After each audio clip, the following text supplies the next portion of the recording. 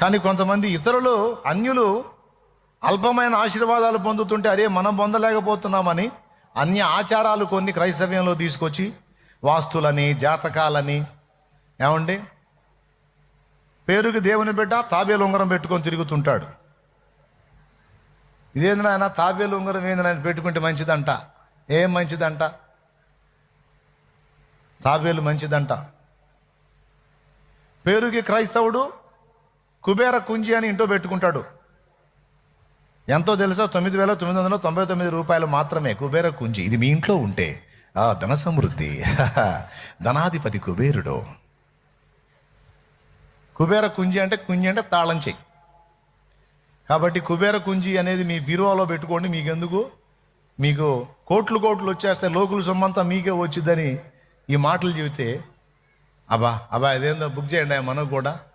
ఎంతో కాదండి, వాస్తవంగా 8,000 రూపాయలు. కానీ ఇది మీ సౌకర్యం కోసం 6,999 రూపాయలకు మాత్రమే మీకు లభించను. కుబేర కుంజి మీ ఇళ్లలో పెట్టుకోండి, లోకుల సొమ్మంతా మీకే వచ్చింది. కుబేర కుంజి. ఉద్యోగం రావట్లేదా? వ్యాపారంలో నష్టం వస్తుందా? అనుకున్నది జరగట్లేదా? ఆశలు తీరట్లేదా? మీ అమ్మాయికి ఇంకా పెళ్లి కాలేదా? కుజదోషం ఉందా? అట్లయితే మీకు తప్పనిసరిగా కావాలి కుబేర కుంజి. వెంటనే ఎవడో అవుతాడు దిక్కుమల్లుడు. నేను ఒకప్పుడు మా అబ్బాయికి ఉద్యోగం రాక, మా అమ్మాయికి పెళ్లి కాక చాలా సమస్యల్లో ఉన్నప్పుడు ఇట్లా మా ఫ్రెండ్ ద్వారా కుబేర కుంజి గురించి తెలుసుకొని దాన్ని కూడా నేను ఆర్డర్ చేసుకొని తెచ్చుకొని బీరువాలో పెట్టాను. పెట్టిన మరుసటి రోజే అమ్మాయికి సంబంధం వచ్చింది. రెండో రోజే అబ్బాయికి ఉద్యోగం వచ్చింది. నిజంగా కుబేర కుంజి వల్ల నేను ఎంతో ఆశీర్వదించబడ్డాను. మీరు కూడా ఇప్పుడే ఆర్డర్ చేసుకోవచ్చు కదా. కుబేరుని యొక్క ఆశీర్వాదాలు మీకు ఉంటాయని వెంటనే అట్లా ఆ విధమైనటువంటి ప్రచారం.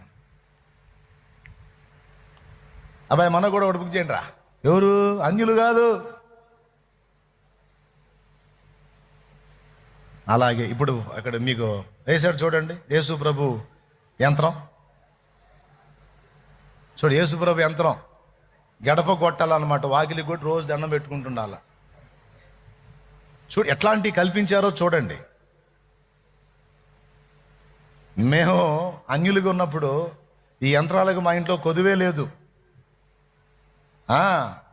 డబ్బులు ఉండవు కానీ యంత్రాలు మాత్రం సమృద్ధిగా ఉంటాయి. మళ్ళీ ఒక్కొక్క యంత్రం 5,000, అప్పట్లోనే 7,000, 10,000, 2,000, 4,000 యంత్రాలకి మా సొమ్మంతా పోయింది.